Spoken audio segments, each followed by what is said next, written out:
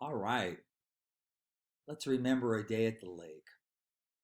We're going to be reminiscing using our senses. What are our senses?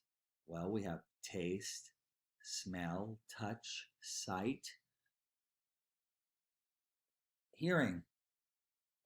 Those are our senses, and we can reminisce using all of our senses. And so today, we're going to reminisce about a day at a lake using all of our senses. I don't know whether exploring from the shore or from the water, spending a day at a lake is a vibrant experience for the senses. It's a lot of fun, isn't it? You got to grab your swimsuit or your fishing pole because it's time to reel in some memories from a day at the lake.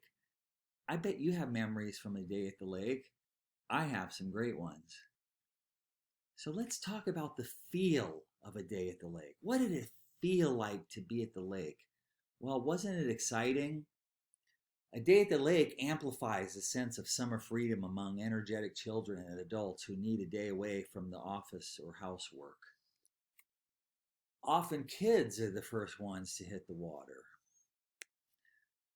A herd of small feet travels quickly across the wooden dock en route to the lake. Each child careens into the water with a jump or dive or even a popular cannonball. I would always cannonball or even do the belly flop. You ever do a belly flop into the water? We were so excited as kids, weren't we? We'd just jump in. We'd love to splash at each other, didn't you? Would you splash your brothers and sisters? I know I would. Feeling the refreshing water against their skin is the perfect way to cool off on a hot summer day. Later, they might lie like a lizard on the dock or like a lion reveling in the midday sunshine. You know you need a nap in the afternoon when you're a kid and you're playing at the lake. I know I did. Sometimes at the end of the day, we'd sit at the end of the dock and we'd dangle our feet over the edge. Did you ever do that? Or you might splash your feet in the water and then maybe someone might even get pushed into the water. What lakes did you enjoy visiting as a child? Did you need to travel very far to get there? I would go to Lake Arrowhead or Lake Big Bear in California. Have you ever been to those lakes? What lakes have you been to? Can you think of some big lakes? And you even get saltwater lakes too. In California, there's the Salton Sea. When you went to the lake, were you a water baby or a land lover? Would you spend all day in the water or would you just hike along the land?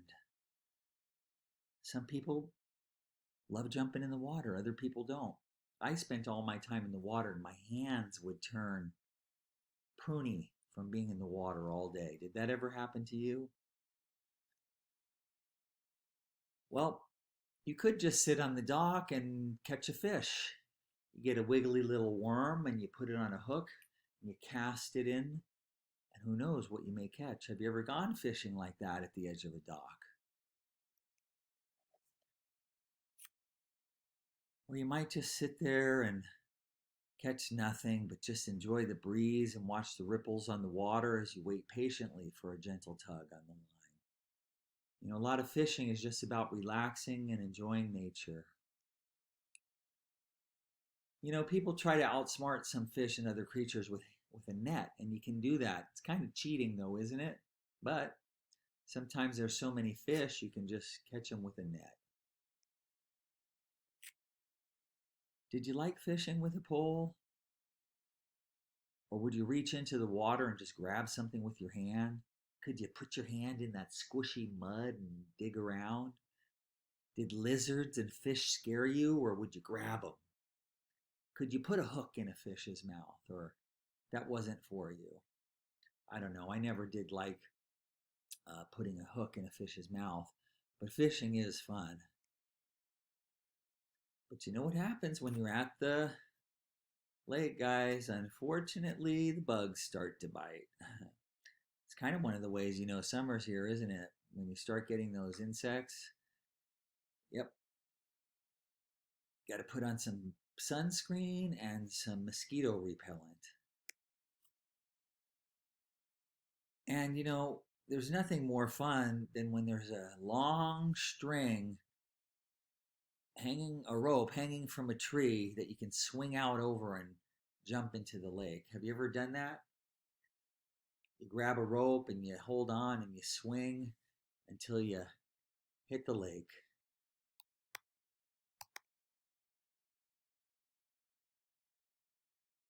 That's a lot of fun to do. Swing on a rope into the lake. Be careful. Make sure there's enough water in there. You don't want to land on sand. And here's a picture of a kid brave enough to swing in and jump in the water. All right, let's talk about remembering the scents from a day at the lake. What is a scent? It's what you smell, right? It's one of our 5 senses. What are some of the smells at a lake? What do you smell when you go to a lake?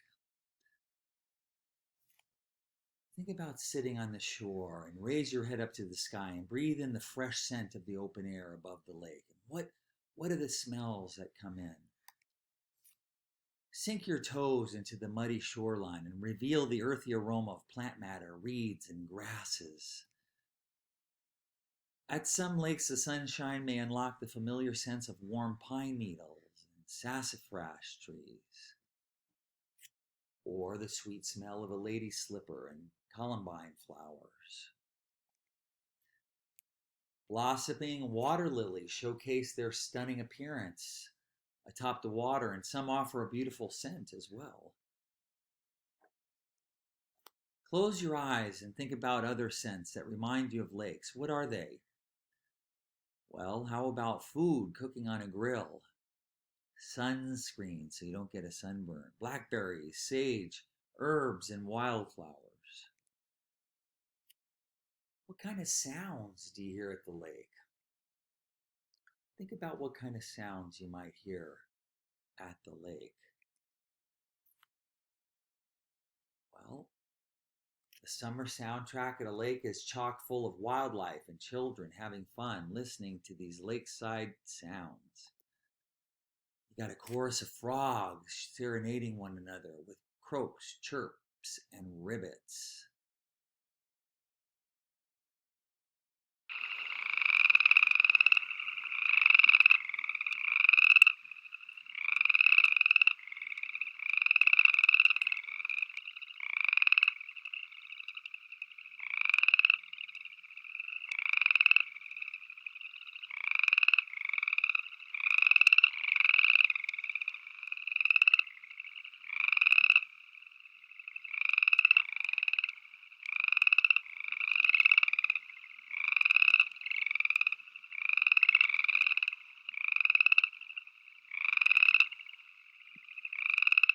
What about the sound of children taking a jump into the water with a big splash? I remember when my dad had to give me a little nudge off the dock into the water because I was afraid. But once I jumped in, it was so exciting to splash into the water, wasn't it? What about the hearty kerplunking sound of rocks hitting the water? Let's look at this master rock skimmer. Also known as stone skimming, Whipple spoke with a guy called Kurt Steiner, who had a relatively simple goal in life. He said, I want to quit my job to become the world's best stone skimmer. And for 5 years he trained. But the interesting thing about this was there's a lot of theory on this. It's a standard undergraduate physics problem. And I was going to go to one of these physics professors to find out from them what the optimal way of throwing a stone is. And they all agree on the angles and the velocities and the spins and all of this. And they get their undergraduates to work it out. And obviously the problem with that, as I know well, having studied maths, is that their angles, velocities and spins are all based upon a perfectly spherical stone in a frictionless environment.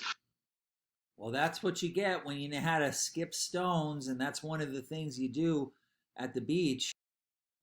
You also hear that kerplunking. It can either go kerplunk or it can go skimming across the water. And those are things you do at the lake, aren't they? You know, children just love to jump into the water, though, don't they? There's nothing like the sound of kids jumping into the water. I'm going to show everybody I'm in the water. Okay. 1, 2, 3. Yeah! You're a brave girl. Jump! Boom! That's the fun stuff at the lake. Look at that game, Marco Polo. Marco, Okay. if you get tagged, you're it. So you are allowed to go outside of the water. But if the person who's it says fish out of water, then you are it. Fish out of water. No!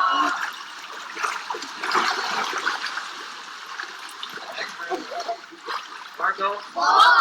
Fish out of water.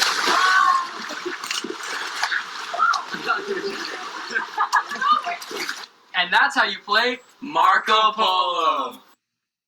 Yep, Marco Polo. Games, isn't it? Of summer, Marco Polo. You know, everyone cheats, so let's face it. we all cheated when we played Marco Polo. We hear a lot of sounds made by animals when we're at the lake. What kind of animals do you hear? Well, you hear a lot of birds, right? Ducks, mallards. You see some pelicans. You see a lot of birds at the lake. What do those guys sound like?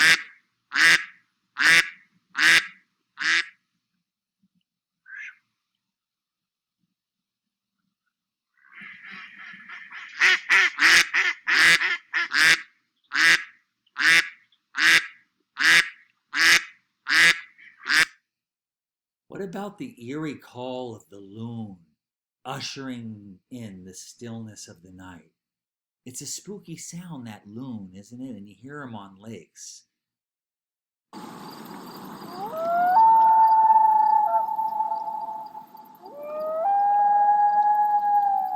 That's a loon.